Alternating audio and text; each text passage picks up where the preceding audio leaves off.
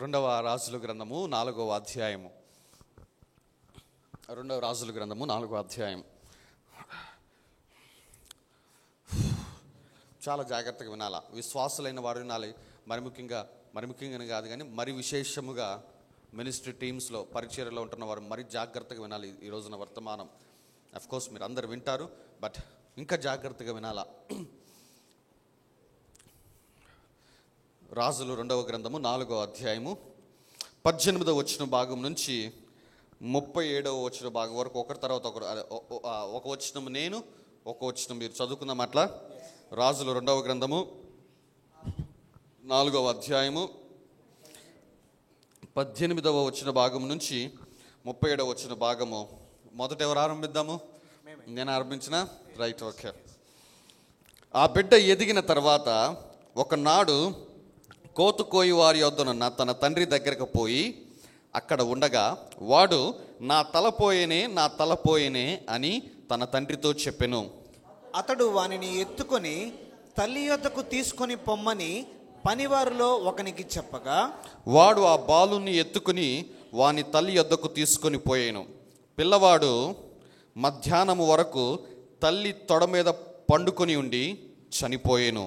అప్పుడు ఆమె పిల్లవానిని దైవజనుని మంచము మీద పెట్టి తలుపు వేసి బయటకు వచ్చి, ఒక పనివానిని ఒక గాడిదను నా యొద్దకు పంపుము, నేను దైవజనుని యొద్దకు పోయి వచ్చేదనని తన పనిమిటితో ఆమె అనగా, అతడు నేడు అమావాస్య కాదే, విశ్రాంతి దినము కాదే, అతని యొద్దకు ఎందుకు పోవుదువని అడుగగా ఆమె నేను పోవుట మంచిదని చెప్పి గాడిదకు గంత కట్టించి తాను ఎక్కి తన పనివానితో శీఘ్రముగా తోలుము, నేను నీకు సెలవిచ్చితేనే గాని నిమ్మళముగా తోలవద్దనెను. ఈ ప్రకారము ఆమె పోయి కర్మేలు పర్వతమందున్న ఆ దైవజనుని యొద్దకు వచ్చెను. దైవజనుడు దూరము నుండి ఆమెను చూచి, అదిగో ఆ షూనేమీయురాలు, నీవు ఆమెను ఎదుర్కొనుటకై పరుగున పోయి నీవును నీ పెనిమిటియు నీ బిడ్డయు సుఖముగా ఉన్నారా అని అడుగుమని తన పనివాడైన గెహజీతో చెప్పి పంపెను. అందుకామె సుఖముగా ఉన్నామని చెప్పెను. పిమ్మెట ఆమె కొండ మీదనున్న దైవజను వద్దకు వచ్చి అతని కాళ్ళు పట్టుకొనెను. గెహజీ ఆమెను తోలివేయుటకు దగ్గరకు రాగా దైవజనుడు, ఆమె బహు వ్యాకులముగా ఉన్నది, యెహోవా ఆ సంగతి నాకు తెలియజేయక మరుగు చేసెను, ఆమె జోలికి పోవద్దని వానికి ఆజ్ఞ ఇచ్చెను. అప్పుడు ఆమె, కుమారుడు కావాలనని నేను నా ఏలినవాడనైనా నిన్ను అడిగితినా, నన్ను భ్రమ పెట్టవద్దని నేను చెప్పలేదా అని అతనితో మనవి చేయగా, అతడు నీ నడుము బిగించుకొని నా దండమును చేతపట్టుకొని పొమ్ము, ఎవరైనను నీకు ఎదురుపడిన ఎడల వారికి నమస్కరింపవద్దు, ఎవరైనను నీకు నమస్కరించిన ఎడల వారికి ప్రతి మర్యాద చేయవద్దు, అక్కడికి పోయి నా దండమును ఆ బాలుని ముఖము మీద పెట్టుమని గెహజీకి ఆజ్ఞ ఇచ్చి పంపెను. తల్లి ఆ మాట విని, యెహోవా జీవముతోడు నీ జీవముతోడు నేను నిన్ను విడువనని చెప్పగా అతడు లేచి ఆమెతో కూడా పోయెను. గెహజీ వారి కంటే ముందుగా పోయి ఆ దండమును బాలుని ముఖము మీద పెట్టెను, కానీ ఏ శబ్దమును రాకపోయెను, ఏమీయూ వినవచ్చినట్టు కనబడలేదు. కనుక వాడు ఎలీషాను ఎదుర్కొనవచ్చి బాలుడు మేలుకొనలేదని చెప్పెను. ఎలీషా ఆ ఇంట జొచ్చి బాలుడు మరణమై ఉండి తన మంచం మీద పెట్టబడి ఉండుట చూచి తానే లోపలికి పోయి వారిద్దరే లోపల నుండగా తలుపులు వేసి యెహోవాకు ప్రార్థన చేసి మంచము మీద ఎక్కి బిడ్డ మీద తాను చాచుకొని తన నోరు వాని నోటి మీదను తన కండ్లు వాని కండ్ల మీదను తన చేతులు వాని చేతుల మీదను ఉంచి బిడ్డ మీద పొడుగుగా పడుకొనగా ఆ బిడ్డ ఒంటికి వెట్ట పుట్టెను. తాను దిగి ఇంటిలో యువతల నుండి అవతలకు ఒక్కసారి తిరిగి నడిచి మరలా మంచము మీద ఎక్కి వాని మీద పొడుగుగా పండుకొనగా బిడ్డ 7 మారులు తుమ్మి కళ్ళు తెరిచెను. అప్పుడు అతడు గెహజీకి పిలిచి ఆ షూనేమీయురాలను పిలుచుకొని రమ్మనగా వాడు ఆమెను పిలిచెను. ఆమె అతని యొద్దకు రాగా అతడు, నీ కుమారుని ఎత్తుకొనుమని ఆమెతో చెప్పాను. అంతటా ఆమె లోపలికి వచ్చి అతని కాళ్ళ మీద సాష్టాంగపడి లేచి తన కుమారుని ఎత్తుకొని పోయెను. దేవునికి స్తోత్రం కలుగును గాక. హల్లెలూయా, హల్లెలూయా. దేవుడు తన వాక్యంలో మనం జాగ్రత్తగా ఇప్పుడు చదివిన వచనాలు మీరందరూ గతంలో పలు పర్యాయములు చదివింటారు. పలు పర్యాయములు పలుమంది దైవ సేవకుల ద్వారా పలు రకాల ప్రత్యక్షతలు వినుంటారు. వాటన్నిటిని బట్టి నీ ప్రభుకి వందనాలు. కానీ ఈ దినమున నూతనముగా మరలా అదే కథలో నుంచి మరలా దేవుడు నీతో ఏమి మాట్లాడనై ఉన్నాడో జాగ్రత్తగా వినాల్సిందిగా మనము చేస్తున్నాను. ఇక్కడ ఒక స్త్రీ ఉన్నది. ఆ స్త్రీ పేరు తెలియదు, కానీ ఆ స్త్రీ ఉన్న పట్టణము పేరు ఏంటంటే షునేమి. అందుకే ఆమెకి షునేమీరాలు అన్న పేరు బైబిల్ గ్రంథంలో రాయబడింది. ఈ షునేమీరాలికి ఒక వృద్ధుడైన భర్త ఉన్నాడు. అయితే ఈ షునేమీరాలు చక్కని దైవభక్తి కలిగిన స్త్రీ. ఎంత దైవభక్తి కలిగిన స్త్రీ అంటే ఎలీషా అనే ప్రవక్తకి తన ఇంట్లో ఒక గదిని కట్టించి ఆ గదిలో మంచము, బల్ల, దీపస్తంభము, దివిటి ఇవన్నీ ఏర్పాటు చేసింది. ఆ దైవజనుడైన ఎలీషా అటువైపు వస్తున్న ప్రతిసారి ఆ గదిలో నివసించడానికి ఆమె ఒక ఏర్పాటు చేసింది. అయితే ఒకానొక దినమున ఆమె కనపరుచిన ఆ యొక్క శ్రద్ధాభక్తిని చూచి దైవజనుడే ఆమెను అడిగాడు, నీకేమి కావాలి అంటే ఆమె ఏమీ చెప్పలేదు. కానీ ఆమె ఇంట ఉన్న కొరతను గెహజీ గుర్తెరిగి, ఆమెకు పిల్లలు లేరు, ఆమె భర్త వృద్ధుడు కాబట్టి పిల్లలు లేరు అన్న విషయము ఎప్పుడైతే ఎలీషా యొక్క చెవిన పడిందో ఎలీషా ఆమెను ఆశీర్వదించాడు. వచ్చే సంవత్సరం ఈ సమయముకల్లా నీ చేతిలో బిడ్డ ఉంటాడు అని చెప్పి ఆశీర్వదించాడు. అలాగే మరుసటి సంవత్సరము ఆ టైంకల్లా ఆమె చేతిలో బిడ్డ ఉన్నాడు. అయితే ఇప్పుడు ఆ బిడ్డ ఎదిగి కొంచెం పెద్దవాడయ్యాడు. అయితే ఒక దినమున ఆ బిడ్డ ఏమి చేశాడంటే వాళ్ళ నాన్నగారికి ఉన్న పొలము కోత కోసే సమయంలో ఆ కోత కాలమందు వాళ్ళ నాన్నగారితో పాటు పొలము దగ్గరికి వెళ్ళాడు. మరి ఎండ దెబ్బ తగిలిందో మరి ఏమి జరిగిందో తెలియదు, కానీ కొంచెం సేపటికి ఆ బిడ్డ తండ్రితో చెప్పిన మాట ఏంటంటే, నా తల పోయింది అని చెప్పి అంటున్నాడు. అనగానే ఆ తండ్రి ఒక పనివాడిని పిలిచి వెళ్ళి వాళ్ళ అమ్మగారి దగ్గర తీసుకుని వెళ్ళండి అని చెప్పి అనగానే ఆ తల్లి ఆ బిడ్డని ఒళ్ళో పడుకోబెట్టుకుంది. అంతా సవ్యంగానే జరిగిపోతుంది. కాసేపటికి నెమ్మదిస్తాడు, కాసేపటికి ఆ యొక్క బలహీనతల నుంచి విడుదల పొందుకుంటాడని చెప్పేసి అనుకుంది కాబోలు. ఆ తల్లి చక్కగా ఒళ్ళో పడుకోబెట్టుకుంది. కానీ మధ్యాహ్నం అయ్యేసరికి సడన్గా ఆ బిడ్డ ఉలుకు పలుకు లేకుండా ఉన్నాడు. తడివి చూస్తే ఆ బిడ్డ చనిపోయాడు. అర్థమవుతుందా మీకు ఆ మాట? తల్లి ఏమనుకుందంటే మధ్యాహ్నం కల్లా సర్దుబాటు అయిపోతుంది అని చెప్పేసి ఒళ్ళో పెట్టుకొని నిద్రపుచ్చుతుంది. కానీ మరి ఎండ దెబ్బ బలముగా తగిలిందో మరేమిటో తెలియదు, కానీ ఆ బిడ్డ మధ్యాహ్నానికి చనిపోయాడు. తల్లి ఒళ్ళోనే చనిపోయాడు.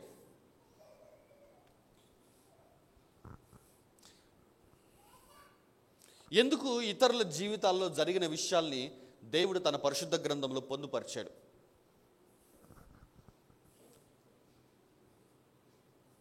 ఎందుకు అవి మనం తెలుసుకునేటట్టుగా దేవుడు రాయించాడు. మరి ప్రత్యేకముగా ఈ దినము ఒక కుటుంబంలో జరిగిన ఒక విషయము గురించి మనము చర్చించుకోవాలని ఎందుకు దేవుడు ఉద్దేశిస్తున్నాడు అంటే, ఇదిగో బైబిల్ గ్రంథంలో ప్రతి అధ్యాయంలోంచి మనము నేర్చుకోవాల్సింది, మనము పాటించాల్సింది ఖచ్చితముగా ఉండనే ఉంటుంది. ఇదిగో ఈ సందర్భంలో నుంచి కూడా ఈ ఉదయకాల సమయంలో ఇక్కడున్న సంఘము నేర్చుకోవాల్సిన విషయం ఒకటి ఉన్నది. ఆ బిడ్డ చనిపోయాడు అన్న విషయము ఆ తల్లికి తెలిసింది. సాధారణముగా ఒక కుటుంబంలో ఒక మరణము సంభవిస్తే ఏమి చేస్తాము? తర్వాత మనము భూస్థాపన కార్యక్రమానికి ఏర్పాటు చేస్తాము. కానీ ఆమె ఏమి చేసింది చదువుతారా? 20వ వచనం 21వ వచనము. వాడు ఆ బాలుని ఎత్తుకొని వాని తల్లి వద్దకు తీసుకుని పోయెను. పిల్లవాడు మధ్యాహ్నము వరకు తల్లి తొడ మీద పండుకొని ఉండి చనిపోయెను. అప్పుడు ఆమె పిల్లవానిని దైవజనుని మంచము మీద పెట్టి, పిల్లవాడిని ఎక్కడ పెట్టింది? దైవజనుని మంచము మీద పెట్టి తలుపు వేసి బయటకు వచ్చి, ఒక పనివానిని ఒక గాడిదను నా యొద్దకు పంపుము, నేను దైవజనుని యొద్దకు పోయి వచ్చేదనని తన పెనిమిటితో ఆమె అనగా. చూసారా, కుమారుడు చనిపోయిన విషయము ఆమెకు తెలిసింది. కానీ వెంటనే బంధువులకి, తన భర్తకి, వీళ్ళందరికీ పిలుపు కబురు పంపించి భూస్థాపన కార్యక్రమం ఏర్పాటు చేయలేదు, కానీ పునరుద్ధాన కార్యక్రమం ఏర్పాటు చేసింది. మరణకరమైన పరిస్థితుల్లో కూడా, కోల్పోయిన పరిస్థితుల్లో కూడా, విషాదము లాంటి పరిస్థితి. ఎందుకంటే లేక పుట్టాడు మా బిడ్డ. పిల్లలున్న వారందరూ చాలా జాగ్రత్తగా తెలుసుకుంటారు ఈ యొక్క విషయము. మనము బిడ్డల కోసం ఎదురు చూసి ఉంటే, ఆ బిడ్డ సడన్గా కొంచెము అనారోగ్యం ఉంటేనే తల్లిదండ్రులముగా మనం ఏం చేస్తాము? తల్లడిల్లిపోతూ ఉంటాము, హాస్పిటల్స్ తిరుగుతూ ఉంటాం. మనం ఆ పిల్లవాడికి నయమయ్యేంత వరకు మనం నిద్రపోతామా? నిద్రపోలేము కూడా. కానీ ఇక్కడ తల్లి ఒడిలోనే పిల్లవాడు చనిపోయాడు అంటే ఇమాజిన్ ఆ తల్లి యొక్క పరిస్థితి ఎటువంటిదో. అటువంటి టైంలో కూడా ఆమె భూస్థాపన కార్యక్రమం ఏర్పాటు చేయలేదు. ఆ పిల్లవాడి యొక్క పునరుద్ధానమునకు ఏర్పాటు చేస్తుంది. ఆ పిల్లవాడిని తీసుకుని వెళ్ళిపోయి ఫ్రీజర్ బాక్స్లో పెట్టలేదు, కోల్డ్ బాక్స్లో పెట్టలేదు, పాడ మీద పెట్టలేదు. ఎక్కడ పెట్టింది? దైవజనుడు పండుకునే మంచం మీద పడుకోబెట్టింది.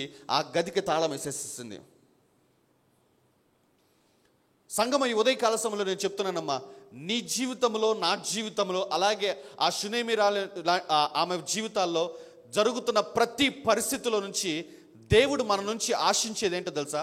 ప్రతి పరిస్థితిలో మనము మన విశ్వాసాన్ని వెల్లడిపరిచే వారముగా ఉండాలి. దేవునికి స్తోత్రం కలుగును గాక. అర్థమవుతుందా మీకు?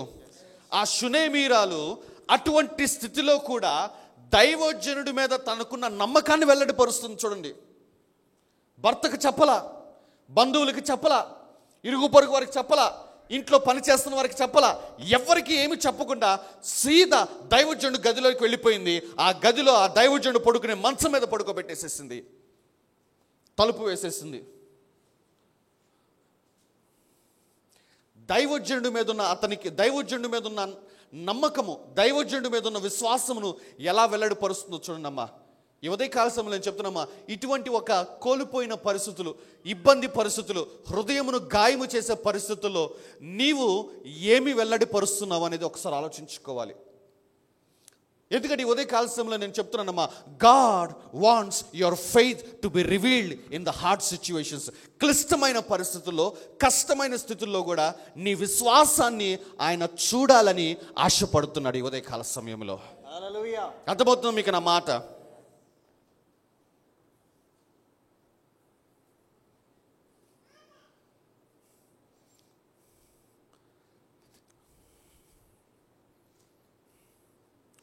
ఈ యొక్క సందర్భంలో ఇద్దరు వ్యక్తుల నుంచి మనం రెండు విషయాలు నేర్చుకోవచ్చమ్మా. ఒకటి ఈ షునేమీరాలు తన ప్రవక్త, తన దైవజనుడి మీద ఆమెకున్న విశ్వాసమును ఏ విధంగా బయలుపరిచిందో మనం తెలుసుకోవచ్చు.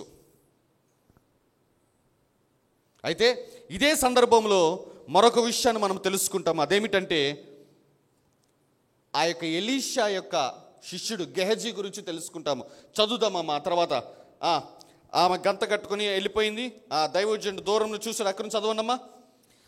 ఈ ప్రకారము ఆమె పోయి కర్మేలు పర్వతమందున్న ఆ దైవజనుని యొద్దకు వచ్చెను. ఎన్నో వచనము అయ్యా? 25వ వచనము. 27వ వచనం చదవమ్మా. పిమ్మట ఆమె కొండ మీదనున్న దైవజనుని యొద్దకు వచ్చి అతని కాళ్ళు పట్టుకొనెను. గెహజీ ఆమెను తోలివేటకు దగ్గరకు రాగా దైవజనుడు ఆమె బహు వ్యాకులముగానున్నది, యెహోవా ఆ సంగతి నాకు తెలియజేయక మరుగు చేసెను, ఆమె జోలికి పోవద్దని వానికి ఆజ్ఞ ఇచ్చెను. అప్పుడు ఆమె, కుమారుడు కావాలని నేను నా ఏలినవాడనైన నిన్ను అడిగితినా? నన్ను భ్రమపట్టవద్దని నేను చెప్పలేదా అని అతనితో మనవి చేయగా, అతడు, నీ నడుము బిగించుకొని నా దండమును చేతపట్టుకుని పొమ్ము. జాగ్రత్తగా చదవండి ఇక్కడ నుంచి. అతడు, నీ నడుము బిగించుకొని నా దండమును చేత పట్టుకొని పొమ్ము. ఎవరైనాను నీకు ఎదురుపడిన ఎడల వారికి నమస్కరింపవద్దు, ఎవరైనాను నీకు నమస్కరించిన ఎడల వారికి ప్రతి మర్యాద చేయవద్దు, అక్కడికి పోయి నా దండమును ఆ బాలుని ముఖం మీద పెట్టుమని గెహజీకి ఆజ్ఞ ఇచ్చి పంపానమ్మా. తర్వాత మరలా చదువుదాం, చూడండి 29 వచ్చిన మరలా చదవండి అమ్మా. దైవజనుడు అటువంటి పరిస్థితుల్లో తాను వెళ్ళటం లేదు. ఎవరిని పంపిస్తున్నారు? తన పరివారమును పంపిస్తున్నాడు. తన యొద్ద శిష్యుడిగా ఉంటున్న వ్యక్తిని పంపిస్తున్నానమ్మా. మినిస్ట్రీ టీంలో ఉంటున్న ప్రతి ఒక్కరికి నేను చెప్తున్నానమ్మా, యు ఆర్ ఎ గెహజీ. నీవు నాకు ఒక గెహజీ లాంటి వాడవన్న విషయం గుర్తుపెట్టుకో. నువ్వు ఏ కుటుంబాన్ని దర్శిస్తున్నా లేదా ఏ పరిచర్య ఇక్కడ చేస్తున్నా కూడా గుర్తుపెట్టుకో, నా మీద ఉన్న అభిషేకము నీకు ఒక దండములాగా అనుగ్రహించబడుతుంది ఆత్మలో ఒక పరిధిలో. మీకు అర్థమవుతుంది ఆ మాట? You are not going alone. నీవు నీ అభిషేకాన్ని తీసుకుని వెళ్తున్నావనో, లేదంటే నీ పిలుపు దేవుడు హెచ్చించాడనో, లేదంటే ఇంకోటి అనుకోమాక, చాలా స్పష్టంగా చెప్తున్నానమ్మా, నీవు ఒక కుటుంబాన్ని దర్శిస్తున్నా, ఒక వ్యక్తితో మాట్లాడుతున్నా, సంఘములో ఒక పరిచర్య చేస్తున్నా, గుర్తుపెట్టుకో, the spirit that is upon me is upon you. నా మీద ఉన్న ఆత్మ నీకు అనుగ్రహించబడుతుంది ఆ పర్టికులర్ టైంలో. అర్థమవుతుందా మీకు ఆ మాట? అందుకే ఆ రోజున ఒక సైన్యాధిపతి ఎలీషా యొద్దకు వచ్చినప్పుడు, ఎలీషాకి అతడు ఒక బ్రహ్మాండమైన ఆఫరింగ్ ఇస్తున్నప్పుడు అతడు దాన్ని రిజెక్ట్ చేస్తే, ఈ గెహజీ అనే వ్యక్తి పరిగెత్తుకుంటూ వెళ్ళిపోయి ఆఫరింగ్ని కలెక్ట్ చేసుకుంటే, గెహజీ తోటి ఎలీషా అన్న మాట ఏంటో తెలుసా? నీవు ఆ రథము వెనక వెళుతున్నప్పుడు నా ఆత్మ నీ దగ్గరికి రాలేదా? నా ఆత్మ నీతో పాటు లేదా అంటాడు. సంగమ, నేను చాలా చాలా స్పష్టంగా చెప్తున్నానమ్మా, ఇదిగో నీవు కూడా నాకు ప్రతినిధిగా వెళ్తున్నావు కొన్ని కుటుంబాల దగ్గరికి. నీవు కూడా నాకు ప్రతినిధిగా అషరింగ్ టీంలో అక్కడ నిలబడుతున్నావు. నీవు కూడా నాకు ప్రతినిధిగా ఇక్కడ వర్షిప్ టీంలో నిలబడుతున్నావు. నీవు కూడా నాకు ప్రతినిధిగా ప్రేయర్ టీంలో నువ్వు నిలబడుతున్నావు. అవన్నీ నేను చేయవలసిన పనులు. నాకు ప్రతినిధిగా నిన్ను ఏర్పాటు చేశాను. జాగ్రత్త, you are carrying my anointing. నీవు నా అభిషేకమును తీసుకుని వెళ్తున్నావు, మరి జాగ్రత్తగా వెళ్ళాలా.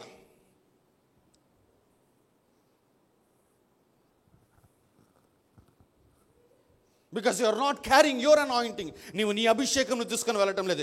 గెహజీ ఎట్లా వెళ్ళాడు? మరలా చదవడం ఆ మాట. అతడు, అందరం చదువుదామా, నీ నడుము బిగించుకొని నా దండమును చేత పట్టుకొని పొమ్ము. ఎవరిదంట? నా దండము చేత పట్టుకొని పొమ్ము. దైవజనుడు తనకు ఒక పని అప్ప చెప్పాడు. ఆ పని అప్ప చెప్తూ చేసిన పని ఏంటంటే, నా దండము చేత పట్టుకొని పో.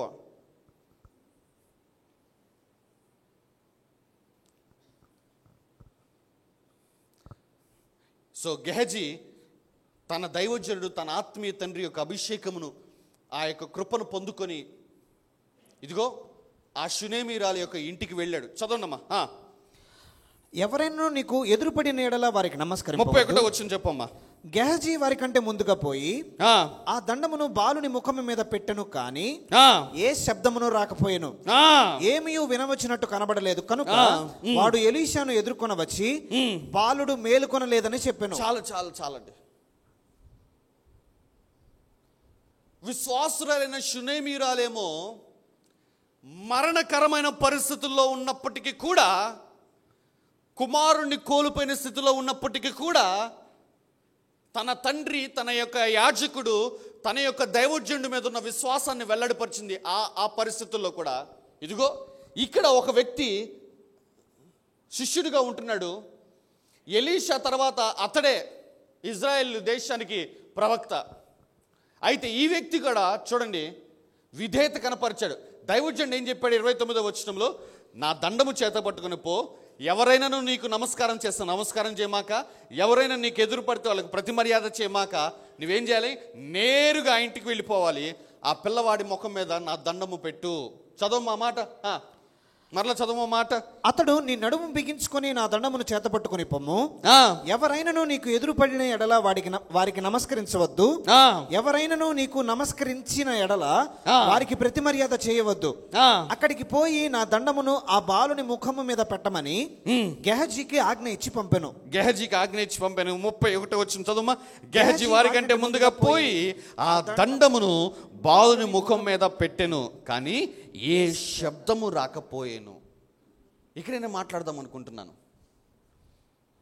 విధేయత కనపరిచాడు, విశ్వాసము కనపరచలేదు. అక్కడ నా మాట అర్థమవుతుందా? అమ్మ నేను చెప్తున్నానమ్మా, నన్ను వెంబడిస్తున్న ప్రతి ఒక్కరికి చెప్తున్నానమ్మా, సంఘమంతటికి చెప్తున్నానమ్మా, నీవు నా పట్ల కనపరచాల్సింది విధేయత మాత్రమేనా అంటే కాదు, నీవు నీ విశ్వాసాన్ని కూడా కనపరచాలా. షునేమీరాలు చూడండి, దైవజనుడు ఆమె దగ్గర లేదు, అయినప్పటికీ దైవజనుడి మీద ఉన్న విశ్వాసాన్ని ఎట్లా కనపరిచిందంటే ఆ దైవజనుడు పడుకునే మంచము మీద ఆమె కుమారుని విడిచిపెట్టేసింది. అక్కడితో ఆగల. దైవజనుడు గెహజీని పంపిస్తే 30వ వచనం చదవమ్మా. తల్లి ఆ మాట విని, యెహోవా జీవముతోడు నీ జీవముతోడు నేను నిన్ను విడువనని చెప్పగా, చూసారా, నేను నిన్ను విడువనని చెప్పగా అతడు లేచి ఆమెతో కూడా పోయాను. గెహజీని పంపిస్తా అంటుంది. గెహజీ కాదయ్యా, నువ్వు వస్తేనే కార్యము జరుగుతుంది. ఇక్కడ మరలా రెండవసారి దైవజనుడి మీద ఉన్న తనకున్న విశ్వాసమును వెల్లడిపరుస్తుంది. మొదటిగా ఎవరు లేని టైంలో ఆ పిల్లవాడిని మంచం మీద పడుకోబెట్టి దేవుని ఎదుట తన విశ్వాసాన్ని కనపరిచింది. రెండవ సందర్భంలో దైవజనుడి ఎదుటనే ఆమె విశ్వాసాన్ని వెల్లడిపరిచింది. ఒక విశ్వాసురాలు తన కాపరి, తన ఆత్మీయ తండ్రి, తన దైవజనుడి పట్ల కలిగిన విశ్వాసమును చూడండి. భూస్థాపన కార్యక్రమం ఏర్పాటు చేసి పాస్టర్ గారు కబురు పెట్టాల్సిన ఆమె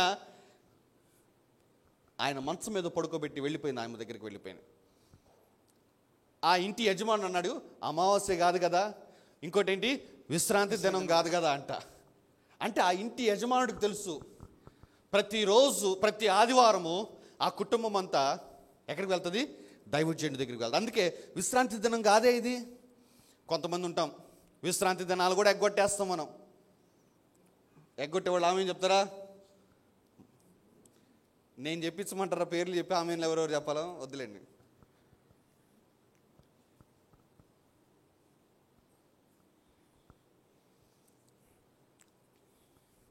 ఈ గెహజీకి విధేయత ఉంది. చెప్పిన పని చెప్పినట్టు చేశాడమ్మా. నడుము బిగించుకున్నాడు, దండము చేత పట్టుకున్నాడు, ఎవరిని దారిలో కదిలించలేదు, ఎవడెదురు పడిని మర్యాద చేయలేదు. నేరుగా ఆ పిల్లడి దగ్గరికి వెళ్ళిపోయాడు. 31వ వచనంలో వెళ్ళి వారి ఆ దండమును ఏం చేశారంట? బాలుని ముఖం మీద పెట్టాను కానీ ఏ శబ్దము రాకపోయేను, ఏమీ వినవచ్చినట్టు కనబడలేదు. కనుక వాడు ఎలీషాను ఎదుర్కొని వచ్చి బాలుడు మేరుకోలేదు. ఒకసారి ఇట్లా వచ్చి పిల్లడు అనుకుందాము, ఇలా పెట్టాడు తన మీద పెట్టి, ఉలుకు లేదు పలుకు లేదు, అద్భుతం జరగలేదని వెనక్కొచ్చేస్తాడు.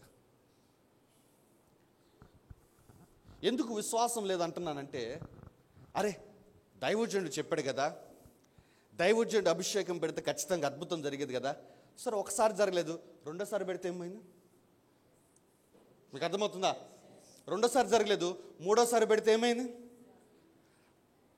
ఏలియా కర్మేలు పర్వతం మీద 7 సార్లు వెళ్ళి చూసిరా పో అన్నాడు. అన్నాడా లేదా? బట్ ఈ వ్యక్తి విధేయతను కనపరచాడు కానీ విశ్వాసమును కనపరచలేకపోయాడు. అర్థమవుతుందా మాట? A disciple who is obedient but doesn't have faith towards man of God. దైవజనుడి పట్ల విధేయతను కనపరచాడు కానీ విశ్వాసమును కనపరచలేకపోయాడు. కానీ ఒక విశ్వాసురాలు, ఒక సామాన్యులు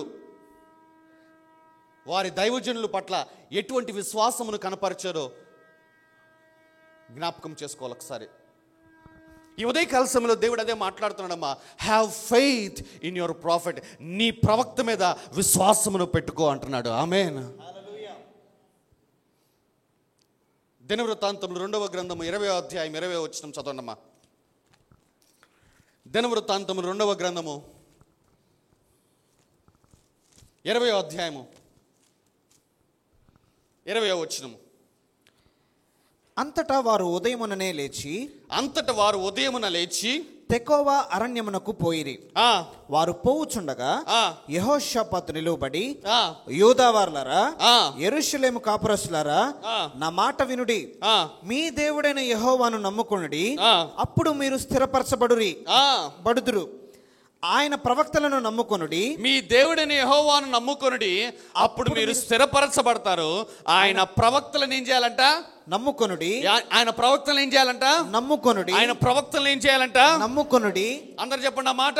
నమ్ముకొనుడి. ఎవరిని నమ్మాలి? ఆయన ప్రవక్తలు. అమ్మ, అదేంటి పాస్టర్ గారు, దేవుణ్ణిగా పాస్టర్ గారు నమ్మాల్సింది? మరి ఏమో దేవుడు చెప్తున్నాడు ఇక్కడ, ఆయన ప్రవక్తలను నమ్ముకోండి అంటున్నాడు.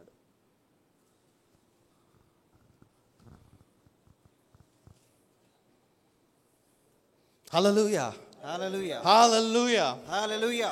That is the reason. అందుకే ప్రతి వ్యక్తికి ఒక ఆత్మీయ తండ్రి ఖచ్చితంగా ఉండాలి. ప్రతి సంఘానికి కాపరి అనేవాడు కాపరిగా ఉండకూడదు, తండ్రి వలె ఉండాలి, ప్రవక్త వలె ఉండాలి. దేవునిపై నీకున్న విశ్వాసమును ఏ విధముగా కనపరచగలవంటే నీ దైవజనుడి మీద నువ్వు కలిగి ఉండే విశ్వాసమే.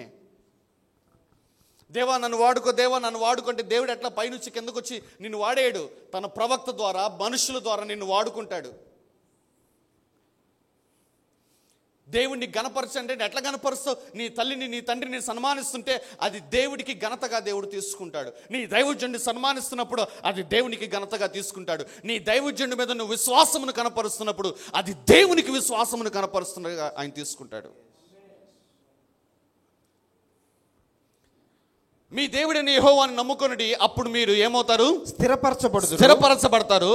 ఆయన ప్రవక్తలను నమ్ముకొనుడి. ఆయన ప్రవక్తలను నమ్ముకొనుడి, అప్పుడు మీరు కృతార్థులగుతారు.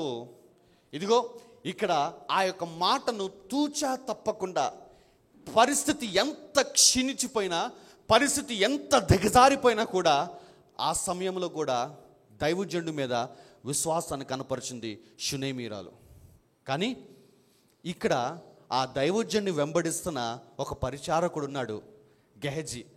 విధేయత కలిగిన వాడే, కానీ విశ్వాసము లేదు. విధేయత ఉన్నది కానీ విశ్వాసము లేదు.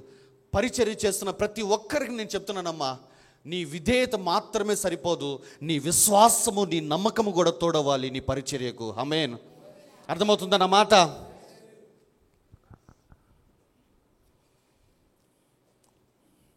మళ్ళా చదవమ్మా 31వ వచనము. గెహజీ వారికంటే ముందుగా పోయి ఆ దండమును బాలుని ముఖము మీద పెట్టెను కానీ ఏ శబ్దమును రాకపోయిను. ఏ శబ్దం అంటే నేను అనుకుంటాను ఆ దండం భయంగా లోపలికి పోయాడు బ్రదరు. చచ్చిపోయిన లేపమంటాడు, గబక్కను లెగుస్తాడేమో, ఎందుకురా బాబు అని చెప్పి కళ్ళు మూసుకొని పెట్టినట్టున్నాడు. అందుకే ఏ శబ్దం రాలేదంట. చిన్నగా అప్పుడు తెరిచాడు కళ్ళు.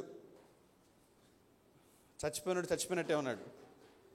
వెంటనే ఆ గదిలోంచి బయటకు వచ్చేసేసి, ఇదిగో పిల్లవాడు లేవలేదు.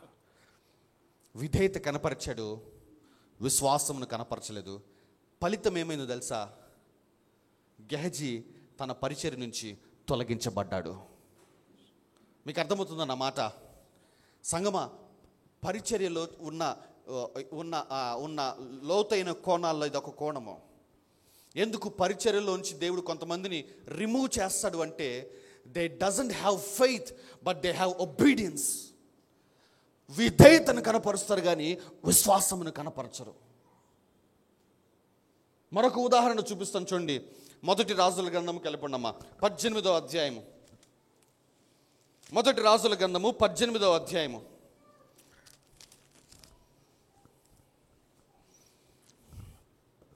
42వ వచనము, 43వ వచనం చదవండమ్మా. ఆహాబు భోజనము చేయబోయెను గాని ఏలియా కర్మేలు పర్వతము మీదకి పోయి నేల మీద పడి ముఖము మోకాళ్ళ మధ్య ఉంచుకొనెను. తరువాత అతడు తన దాసుని పిలిచి నీవు పైకి పోయి సముద్రము వైపు చూడుమనగా, సముద్రం వైపు ఏం చేయమన్నాడు? చూడుమన్నాడు. అంతే. వాడు మెరక ఎక్కి పారజూచి ఏమీ కనబడలేదని అనగా అతడు ఇంకా 7 మారులు పోయి చూడుమని చెప్పెను. చూసారా? అసలు ఈ వ్యక్తికి ఏం చెప్పాడు? ప్రార్థన చేశాడు. ప్రార్థన చేసి పైకి పోయి సముద్రం వైపు చూడు అన్నాడు. అంతేగాని చూసింది వచ్చి చెప్పు అనలేదుగా. చెప్పాడు లేదా? చూడు అన్నాడు. ఏం చేయాలా? దైవజనుడి యొక్క ఇంటెన్షన్ ఏంటంటే, ఇతడు ఏలియా, ఇతని తర్వాత ఇతని శిష్యుడు పరిపాలన చేయబోతున్నాడు, లేదంటే ఇజ్రాయిలీలందరికీ తండ్రిగా మారబోతున్నాడు. సో ఈ వ్యక్తికి ఖచ్చితంగా దేవుని యొక్క కార్యమును చూపిద్దామని చెప్పేసి, అరే బాబు నేను ప్రార్థన చేశాను, నేను చూస్తూనే ఉన్నాను కానీ ఆయన కార్యాలు, నవ్ ఈజ్ యువర్ టర్న్, ఇప్పుడు నీ సమయం వచ్చింది, పోయి సముద్రం వైపు చూడు అంటే చూస్తూ ఉండాల. అలా చూసి కిందకు వచ్చేసేసి ఏమీ కనబడలేదు అంటున్నాడు. అంటే ఇండైరెక్ట్గా నువ్వు ప్రార్థన చేసావు కానీ అద్భుతం జరగలేదని చెప్తున్నాడు, విశ్వాసమును కనపరచట్లేదు. అప్పుడు కూడా దైవజనుడు ఏమన్నంటే 7 సార్లు వెళ్ళి చూడు, 7 సార్లు చూడాలి. చదవమ్మా మాట. మెరక ఎక్కి పారచూచి ఏమీ కనబడలేదని అనగా అతడు ఇంకా 7 మారులు పోయి చూడమని చెప్పాను. ఇంకను 7 మార్లు పోయి చూడు. 7 మార్లు అంటేగా సముద్రం అంతా ఇట్లా ఇట్లా చూడు, 1 2 నా దగ్గరకు రామాక. దైవజనుడి యొక్క ఉద్దేశం ఏమిటంటే, ఆ సముద్రములో నుంచి మేఘము పైకి లెగవటము, దేవుని యొక్క ఆత్మకార్యము ఆ చిన్న మేఘములోంచి ఇజ్రాయెల్ దేశం అంతా వర్షము పడటం, ఇదంతా ఆ వ్యక్తికి చూపించాలని చెప్పేసి దైవజనుడి యొక్క ఉద్దేశము. కానీ ఈ వ్యక్తి, ఈ వెంబడిస్తున్న ఈ శిష్యుడు అది గ్రహించకుండా విధేయతను చూపించాడు. వెళ్ళిపోయి చూసేసి ఏమీ కనబడలేదని వచ్చి చెప్తున్నాడు. ఫలితం ఏమైందో తెలుసా? ఈ వ్యక్తి కూడా తన పరిచర్య నుంచి తొలగించబడ్డాడు. ఏమైంది? ఈ వ్యక్తి కూడా తన పరిచర్య నుంచి తొలగించబడ్డాడు. గెహజీ తొలగించబడ్డాడు. ఇక్కడ ఈ దాసుడు పేరు తెలీదు, ఈ దాసుడు కూడా పరిచర్య నుంచి తొలగించబడ్డాడు. తర్వాత వీళ్ళు ఎక్కడ కనపడలేదు.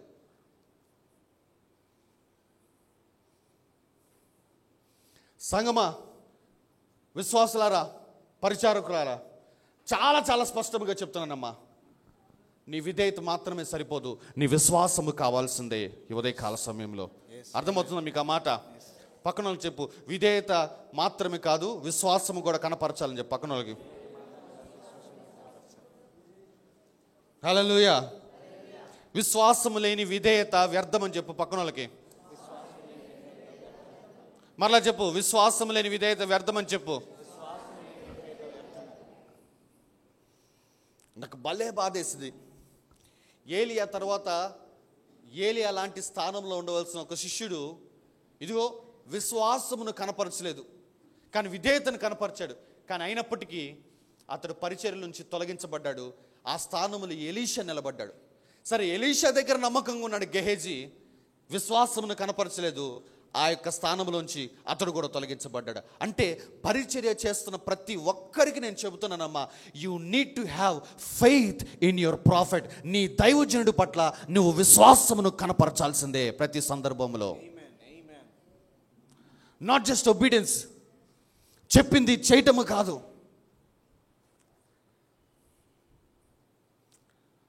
పరిచర్యలో ఉన్న వాళ్ళందరికీ అర్థమవుతున్నాయి నేను చెప్తున్న మాటలు.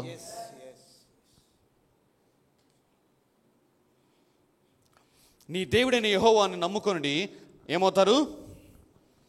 స్థిరపరచబడతారు. ఆయన ప్రవక్తలను నమ్ముకొని ఏమవుతారు? కృతార్థులగుతారు. సంగమా, చాలా చాలా స్పష్టంగా చెప్తున్నానమ్మా, మనము మన పరిచర్యలోంచి ప్రభు రాకడ వరకు కూడా తొలగించబడకూడదని నా ప్రార్థన ఈ ఉదయకాల సమయంలో. అమ్మ, God is no more respected of ministers. దేవుడు పరిచారకుల మీద తన దృష్టిని నిలిపి ఉంచడు. అయ్యో, చాలామంది చూడండి, కొంతమంది సేవకులు ఉంటారు, ఆ పరిచర్య చేస్తున్న వాళ్ళు సరిగ్గా పరిచర్య చేయకపోతే తొలగించేయటానికి ఇబ్బంది పడుతూ ఉంటారు. ఏమని అనుకుంటారేమో అని చెప్పేసి చాలా స్పష్టంగా చెప్తున్నానమ్మా, దేవుని ఆత్మ పరిచర్య మీద పెట్టే దృష్టి పరిచారకుల మీద పెట్టదు. అది చాలా బాధాకరమైన విషయం. ఎందుకంటే మనం కష్టపడి నిలబడి అది ఇది చేసి ఎట్టో పరిచర్య ముందు నడిపిస్తూ ఉంటాం, కానీ దేవుని ఫోకస్ అంతా ఏంటంటే పరిచర్య బాగా జరుగుతుందా లేదా చూస్తాడు, కానీ పరిచారకుడు పరిస్థితి ఎందుకు చూడ్డు ఆయన. పొరపాటున నీ వలన ఈ పరిచర్య జరగటం లేదంటే మరుక్షణం నేను చక్క తీసేసి ఇంకోటి పెడతాడు అక్కడ.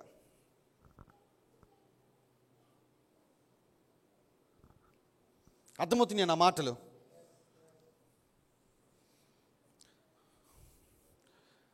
ఎవ్రీబడి, ఇక్కడున్న ప్రతి ఒక్కరికి నేను చెప్తున్నాను, విశ్వాసులైన వారికి కూడా చెప్తున్నా, మీరు విశ్వాసులుగానే ఉండాలని చెప్పేసి నా ఉద్దేశం కానే కదమ్మా.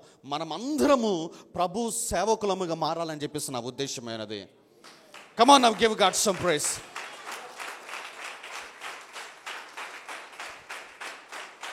హల్లెలూయా, హల్లెలూయా.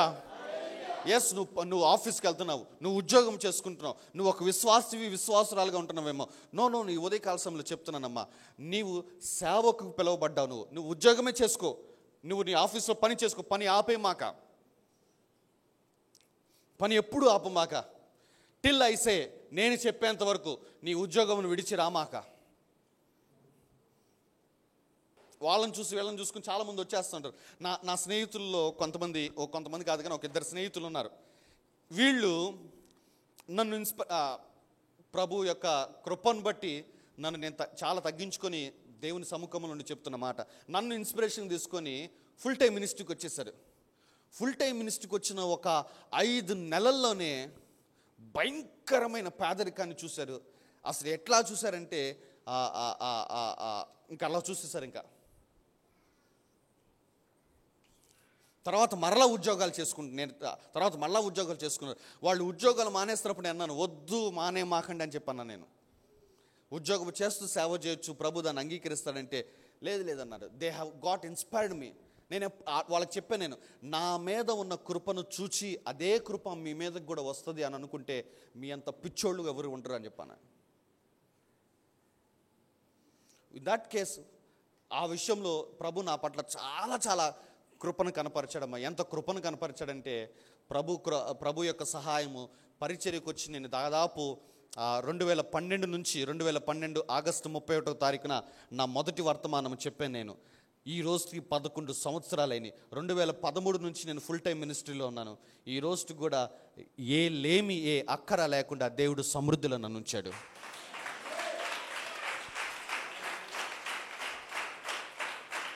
హల్లెలూయా. ఆటుపోట్లు వస్తాయి, కొంచెం ఇబ్బందులు వస్తూ ఉంటాయి, కానీ ఐ నెవర్ సఫర్డ్ పావర్టీని, ఆ పేదరికాన్ని అనుభవించలేదు. నేను ఇబ్బంది పరిస్థితులు చూశారేమో కానీ పేదరికాన్ని ఎప్పుడు అనుభవించలేదు. సమృద్ధిలో ఉంచాడు దేవుడు నన్ను. చాలామంది కదా, ఆ 2 స్నేహితులు నన్ను చూచి వారు కూడా సేవకు వచ్చేసారు. చాలా ఇబ్బందులు పడ్డారు. మరలా వారు ఉద్యోగాలు వారు చేసుకుంటూ ఉంటున్నారు. ఇప్పుడు ఇక్కడున్న నేను మీ అందరికి కూడా చెప్తున్నానమ్మా, మిమ్మల్ని ఎవరిని ఉద్యోగాలు మానేయమని చెప్పను. You do your jobs till I say, నేను చెప్పేంత వరకు. బట్ ఆ ఉద్యోగం చేస్తూ ప్రభువు కొరకు, సంఘము కొరకు పాటుపడాల్సిందే అంట. నేనైతే అర్థమవుతున్న మాట, ప్రభువు కొరకు, ఈ సంఘము కొరకు నీవు పాటుపడాల్సిందే. ఈ సంఘ దర్శనం నిమిత్తం నువ్వు ఎంత చేయాలో అంత చేయాలి. నువ్వేమి చేయాలో అది చేయాల్సిందే. నా మాటలు అర్థమవుతున్నాయా?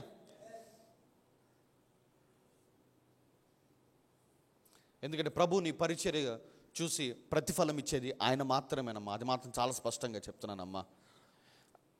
ఐ బిలీవ్, నేను చాలా చాలా నమ్మకంగా చెప్తున్నానమ్మా. ఇక్కడ ఒక స్పూన్ని తీసి పక్కన పెట్టడం సరే కాదు, ఒక ఇస్తరాకు తీసి బయట పెట్టినోడికి కూడా వాడికి కనీసం వాడి 3 తరాలకి దేవుడు కృపను అనుగ్రహిస్తాడని చెప్తాను నేనైతే.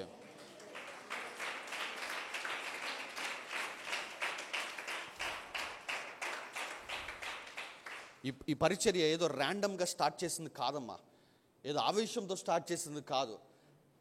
అసలు కంప్లీట్లీ గాడ్స్ డిజైన్డ్ మినిస్ట్రీ అని చెప్తాను నేనైతే. ఇది దేవుడు రూపకల్పన చేసిన పరిచర్యను మాత్రం నేను చెప్తాను. ఎందుకంటే ఈ విధంగా పరిచర్య జరిగించడానికి మా కుటుంబంలో ఎవరు సేవకులు లేరు, మా పితరులు ఎవరు సేవకులు కాదు, మా వంశములు ఎవరు సేవకులు లేరు. బట్ ఈ రకంగా పరిచర్య జరిగిస్తున్నాము అంటే అది నేను కాదు, నా జ్ఞానము కాదు, కానీ behind there is a hand of God, దేవుని హస్తం ఉన్నది.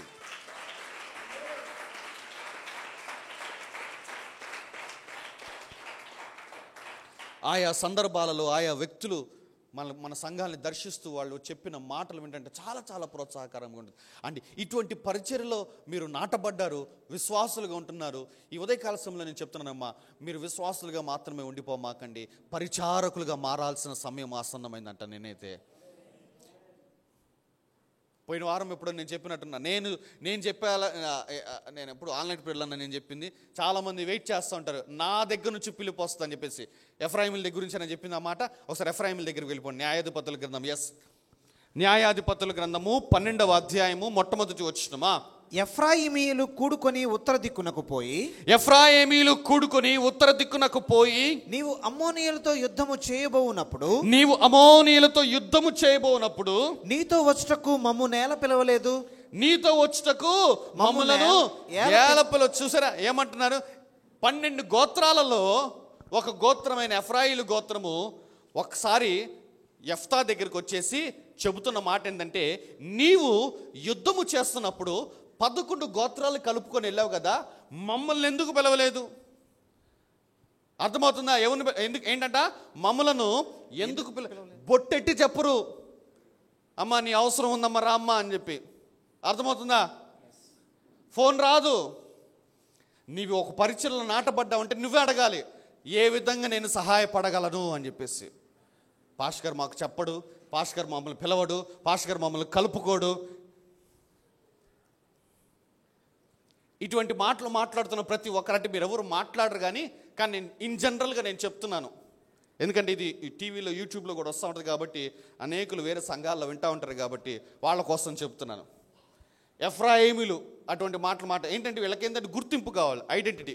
పాస్టర్ గారు నన్ను చూడాలి, చూసి అసలు అయ్యా నువ్వు లేకపోతే ఇక్కడ అసలు మొత్తము అయిపోతుంది, అసలు నువ్వు ఉండాల్సిందే అంటే అప్పుడు ఆ ఛాతిని వెడల్పు చేసి అప్పుడు వస్తారు.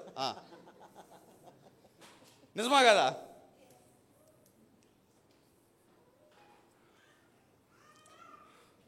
Don't wait for the call of God.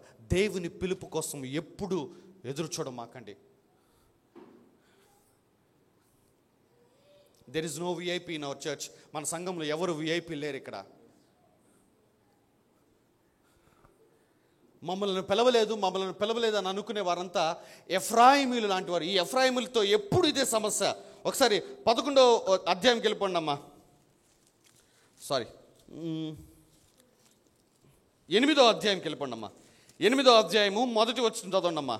అప్పుడు ఎఫ్రాయిమీయులు గిద్యోనుతో, అప్పుడు ఇంతాక యెఫ్తా తోటి, ఇప్పుడు ఎవరితోటంట? గిద్యోను తోటి, నీవు మా ఎడల చూపిన మర్యాద ఎట్టిది? నీవు మా ఎడల చూపించిన మర్యాద ఏమిటి? మిద్యానీయులతో యుద్ధము చేయుటకు నీవు పోనప్పుడు మమ్ము నేల పిలవలేదని చెప్పి అతనితో కఠినముగా కలహరించిరి. ఇంతాకేమో యెఫ్తాతో అంటున్నారు, ఫిలిష్తీయులతో యుద్ధం చేయడానికి వెళ్ళినప్పుడు మమ్మల్ని పిలవలేదేంటి? ఇప్పుడు గిద్యోనుతో అంటున్నారు, ఏమనంటున్నాడు?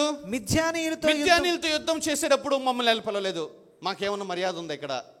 మేము అలుగుతాం, చర్చి మానేస్తాం. సంగమా, దేవుని చిత్తము ఇక్కడ జరుగుతున్నప్పుడు ఆ రోజున గిద్యోను కానీ యెఫ్తా కానీ దేవుని చిత్తాన్ని నెరవేరుస్తున్నారు యుద్ధములు చేస్తూ. యుద్ధము జరుగుతుందన్న విషయము తెలిసి కూడా నీ ఇంట్లో నువ్వు ఉంటున్నావు. ఎఫ్రాయిమీలు వాళ్ళ ఇళ్లలో వాళ్ళు ఉంటున్నారు. మిగతా 11 గోత్రాలు వాళ్ళంతటికి వాళ్ళు ముందుకు వచ్చారు, యుద్ధము చేశారు, దేవుని చిత్తంలో దేవుని సేవలో పాలిపంపులు పొందారు. మొత్తం అయిపోయిన తర్వాత ఈ ఎఫ్రాయిములు వచ్చి చెబుతున్న మాట ఏంటంటే, మాకు అసలు ఏమైనా మర్యాద ఉందా? అసలు ఇంకేం మొహం పెట్టుకుని ఇలా మధ్యలో ఉండాలి, పోయి ఎక్కడ ఉండిపోవాలి, మేము మాకు ఒక గుర్తింపు ఉండదు, మాకు ఒక ఐడెంటిటీ ఉండదు అని చెప్పి అనుకుంటారు. చాలా చాలా సీరియస్గా చెప్తున్నానమ్మా, చాలా చాలా స్పష్టంగా చెప్తున్నాను ప్రతి ఒక్కరికి. Don't look for identity in the church. సంఘములో గుర్తింపు కోసము పాకులాడమాకండి.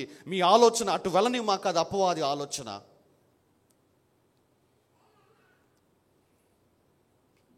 ఎవ్వరు ఆమెన్ చెప్పలేదు, నేను చెప్పుకుంటా ఆమెన్. ఆమెన్. చూసారా, పిల్లలు చెప్తున్నారు,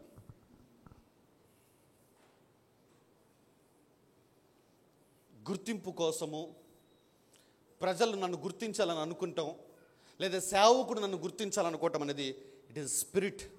అదొక లాంటి ఆత్మది. గిద్యోను దగ్గర 8వ అధ్యాయంలో గిద్యోను దగ్గర పోరాడాడు. సరే, అప్పుడేం జరిగింది కదా, అప్పుడైనా పోట్లాడారు కదా. 11 అధ్యాయంలో ఎఫ్తాకని దేవుడు చెప్పాడంటే ఎఫ్తాకు కూడా దేవుడు చెప్పాలి, ఎఫ్రాయిములు తీసుకొని వెళ్ళిపో అని చెప్పేసి. మాకు చెప్పలేదు అనే వాళ్ళని దేవుడు ఎప్పుడూ కలుపుకోడు. నీ కనులు ఎదుట పరిచర్య జరుగుతున్నప్పుడు నా వంతు నేను చేయాలి, సేవా ధర్మము నేను జరపాలి అని నీ అంతటి నీకే రావాలి. No one will push you behind. నీ వెనక ఎవడు నేను నెట్టడు. కాబట్టి సేవ ప్రతి ఒక్కరూ చేయాలి. అండ్ ఆ సేవకుడికి ఉండవలసిన లక్షణము లేదా ఆ సేవకురాలకు ఉండవలసిన లక్షణం ఏమిటంటే విధేయత మాత్రమే కాదు కానీ విశ్వాసమును కనపరిచే వారముగా ఉండాల్సిందే. హల్లెలూయా. నేను నా ఆత్మీయ తండ్రి పట్ల విధేయత మాత్రమే కాదు, నా విశ్వాసమును కూడా కనపరుస్తాను. అందుకే ఇంకొక వ్యక్తి దగ్గరికి వెళ్ళను, ఇంకొక వ్యక్తి దగ్గరికి వెళ్ళిపోయి దేవుని చిత్తం ఏంటో కనుగొనను, ఇంకొకరి వర్తమానాలు వినను, ఇంకొకరి దగ్గరికి పోను. ఎందుకంటే నా సంపూర్ణ నమ్మకం ఏంటంటే నా తండ్రి దగ్గర సంపూర్ణముగా దేవుడు నాతో మాట్లాడతాడన్నది. ఇంకొకరు ఎవరో చెప్తే నేను వినాల్సిన పరిస్థితి నాకు లేదు. నా విశ్వాసాన్ని ఆ విధంగా నేను కనపరుస్తాను. ఇంకొకరు మీటింగ్కి వెళ్ళను, ఇంకొకరు పిలిచినా వెళ్ళను. ఎవరైనా సేవకులు వచ్చి ఏదైనా చెప్తున్నా కానీ వినను. ఎందుకు? అహంకారం కాదు.